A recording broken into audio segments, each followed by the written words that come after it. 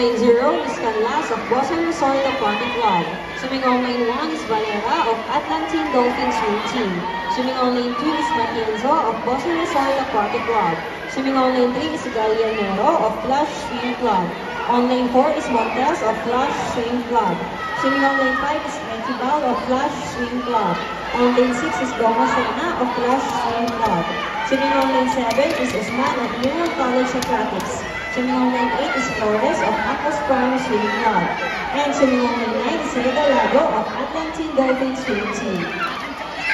Congratulations to Lois Lopez for winning the raffle prize of EQGC.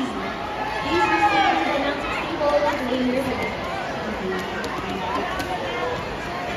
This is event 1, 2,